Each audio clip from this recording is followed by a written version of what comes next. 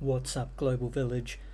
I just want to make a quick video discussing exactly why Donald Trump won the last election.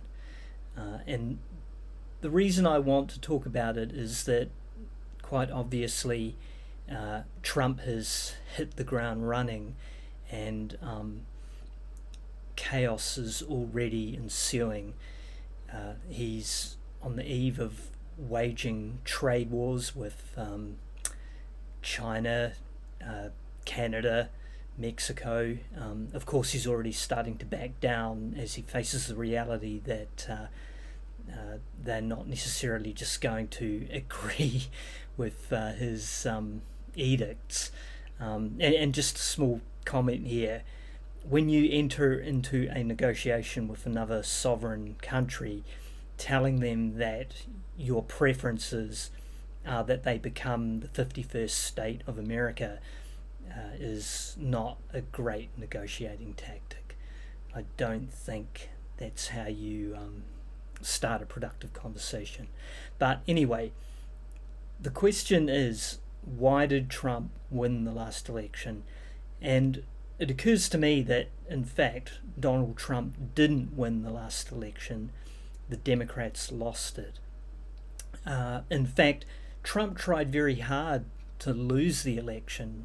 You might want to remember the presidential debate he had with Kamala Harris and just how badly that went.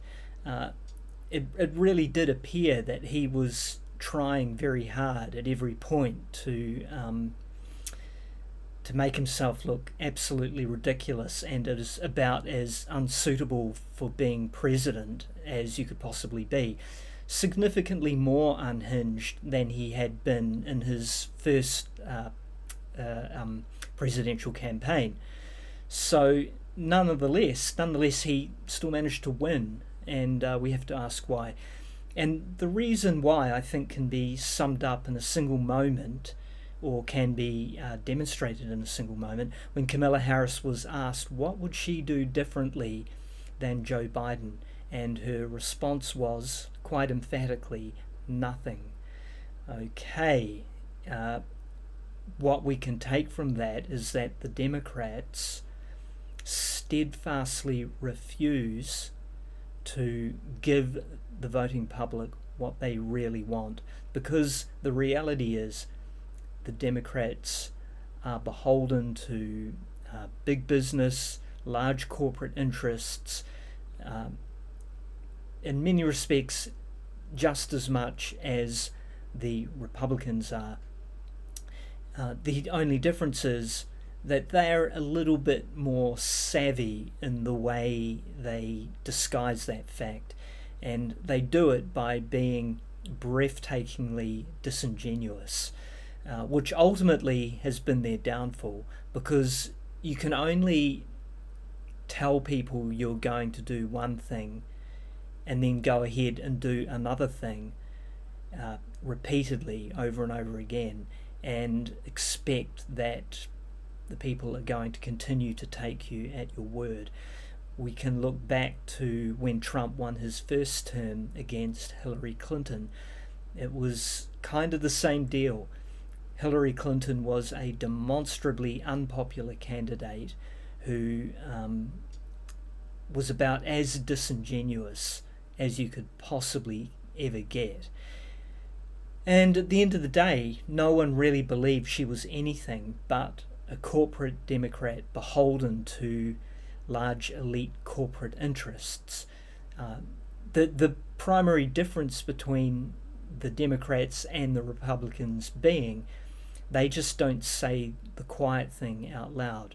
Whereas, for some bizarre reason, Trump has an uncanny ability to pretty much say whatever he wants, no matter how irrational, no matter how absurd, and his MAGA base will love him for it, will not hold him accountable for farcically obvious lies.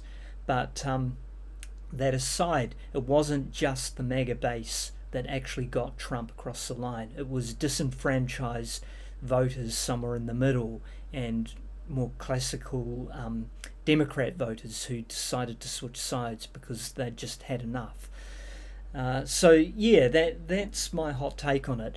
But what I think is going to happen here is that Trump is going to screw things up royally. Exactly how badly, I don't know. It's pretty scary, but it could well have ramifications that echo right across the planet.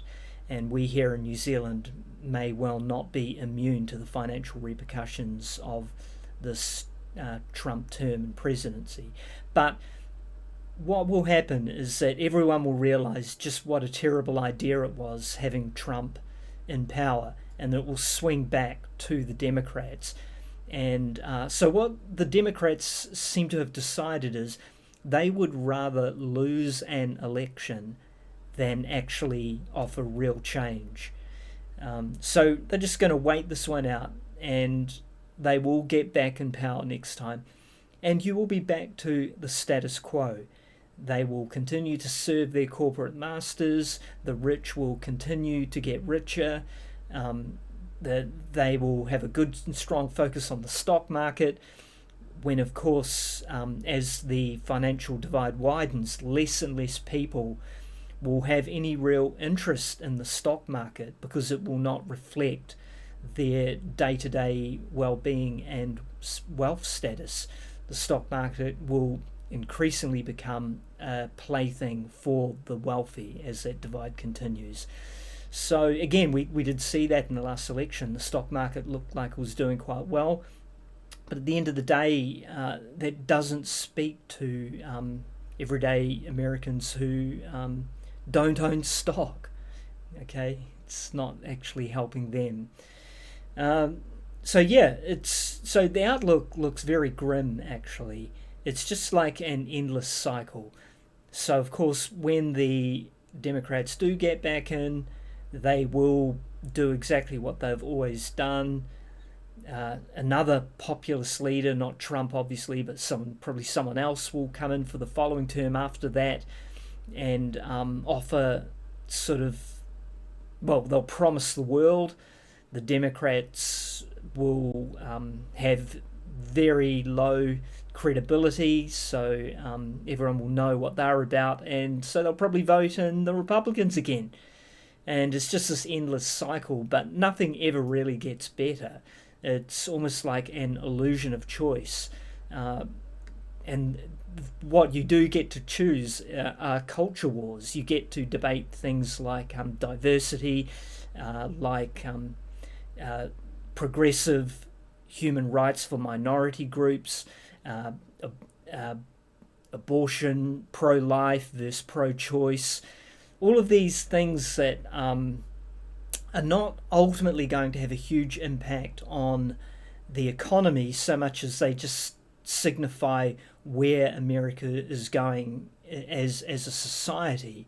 And while America continues to wage that war, that culture war, the actual elites, the people making all the money, they're the ones who are not really offering Americans any real choice about the direction that their country is going in. I think the last real example we saw of genuine change was Bernie Sanders, and the reality is there was no way that the Democrats were ever going to make Sanders their candidate.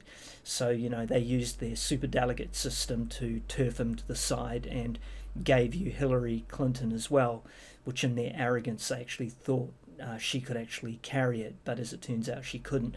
Didn't learn anything though.